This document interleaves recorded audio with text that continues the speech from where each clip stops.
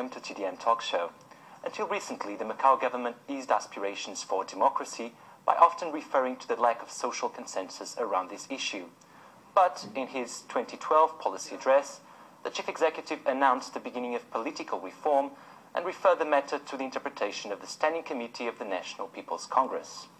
To assess the five-step plan for electoral reform defined by Beijing and to figure out the reasons behind this sudden change of mind, we invited to our talk show Dr. Sunny Chen, an expert in public administration at the Polytechnic Institute. Dr. Sunny Chen, welcome to our show. So, we are halfway through the first consultation process. What's your assessment of this five-step plan? Yeah, first of all, I would like to say that according to our basic law, I mean the whole basic law, the final jurisdiction or the power to explain the basic law should be rest on the central government, the MPC. So we should not just look at the NS as independent part.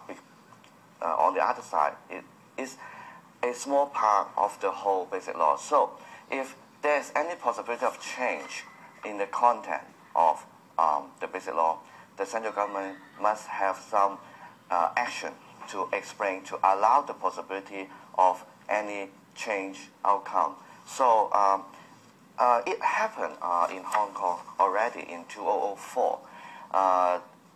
In Hong Kong, the case is that the central government take initiative to explain the possibility of any political reform.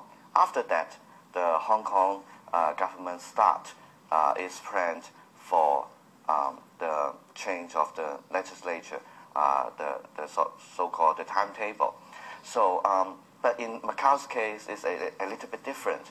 In Macau's case, I think the chief executive of Macau, they are very concerned and respect the central government.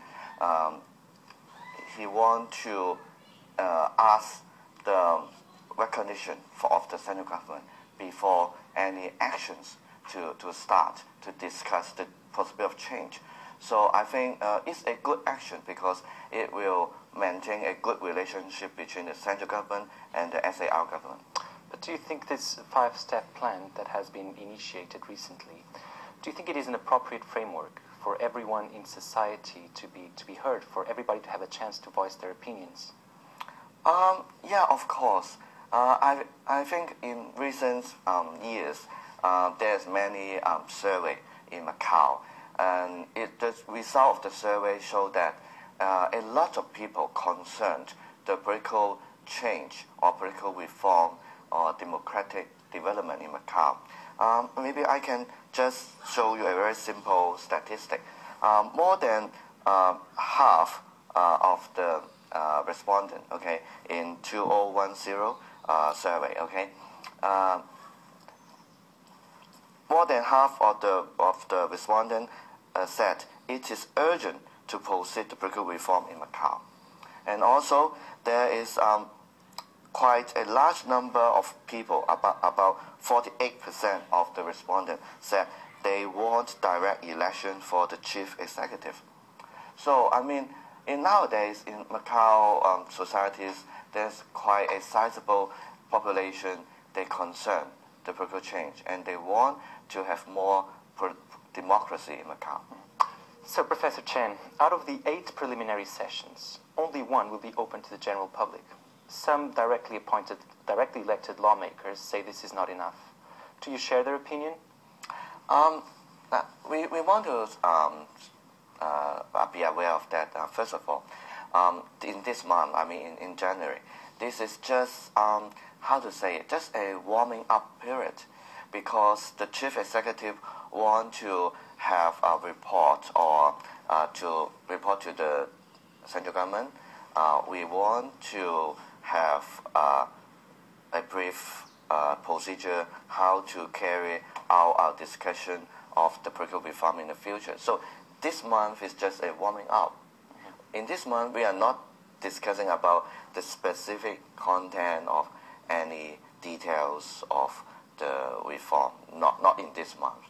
So, we should not be so nervous, okay, in this month. It's just a warming up period. But of course, if the government, I mean, maybe in February or in next few months, they need to do more things to consult the population. I mean, they should have some scientific survey, more systematically to do the survey to collect the opinion of the whole population. Of course. Yeah. As a public administration expert, what do you think should be the outcome of this political development of Macau society? What should be the ultimate results? What transformations in concrete should we have in our system? Yeah. Nowadays, I mean, both in Hong Kong and Macau societies, we seem to have a consensus to have direct election of all legislator in our council, and also to have direct election to our chief executive. This is the ultimate outcome, okay, the final stage. But is it a good situation for Macau in, for example, in within 5 years? I have some hesitation about that. Why? Because you may know that the Macau society is different from Hong Kong society. The Macau society, of course, the population is much smaller, and also our political arena, more or less, according to our history, it is influenced by several associations. Okay, so this association take up a lot of roles, especially political roles, and also the linkage between the civil society and the government. In our history, you may know that. Okay, so now if we go very rapidly to the direct election, it may be dominated by these associations. So what I propose is, I want to have more, how to say it, to upgrade the civil societies. How to upgrade it? It means the awareness, the political awareness of the civil right of all citizens. They have more educated background, more understanding on the true meaning of democracy. They know very clear about their political rights, and then each vote have the true meaning. So if in this mature civil society situation arrive, we can have the direct election. I mean, it should be matched, yeah.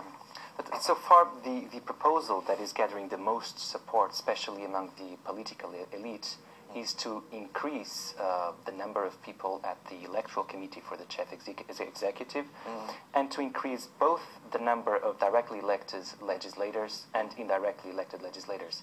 Do you think this would result in a significant transformation of Macau's political system?